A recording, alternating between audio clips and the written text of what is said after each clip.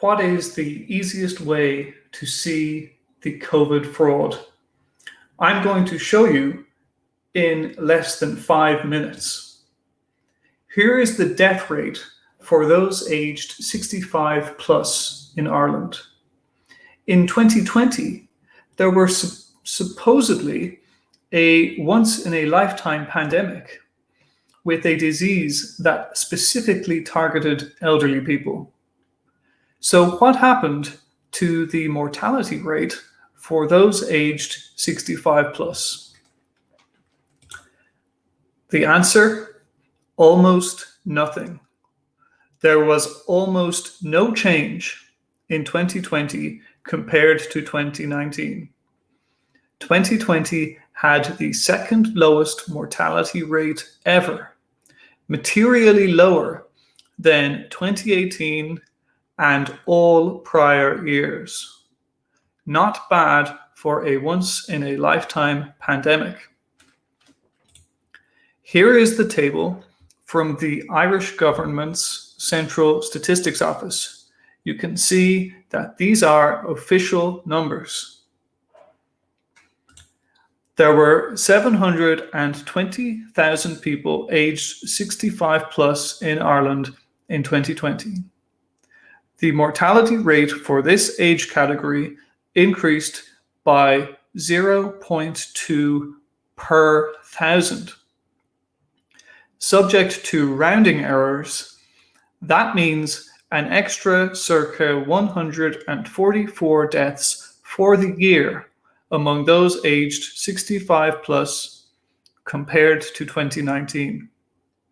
Where are the more than 2,000 so-called COVID-related deaths which occurred in 2020? Remember that the median age of the so-called COVID-related deaths is in the early 80s, so the vast majority of them are over 65. Also, there was significant healthcare deprivation inflicted on elderly people in April 2020. This is on top of any deaths caused by COVID. What is the conclusion? Massive accounting fraud by government. They took the deaths of very elderly, very sick people and labeled them with something called COVID. They might argue that they were only following orders and that the World Health Organization told them to do it, but it doesn't matter. It's still fraud to present deaths as COVID-related when COVID had little or nothing to do with it. Not only did 2020 have the second lowest mortality rate ever, but the increase compared to 2019 was small compared to previous increases. In 2011, the mortality rate for 65 plus increased by 0.8 per thousand compared to 2010.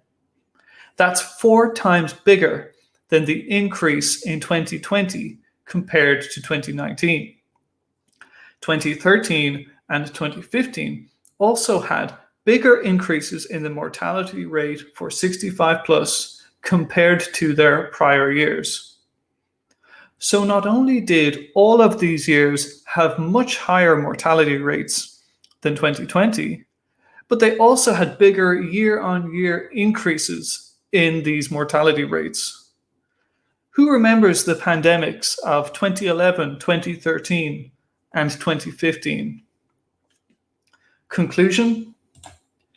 The perception of a pandemic in 2020 was created by government fraud and media hysteria. It had no grounding in reality.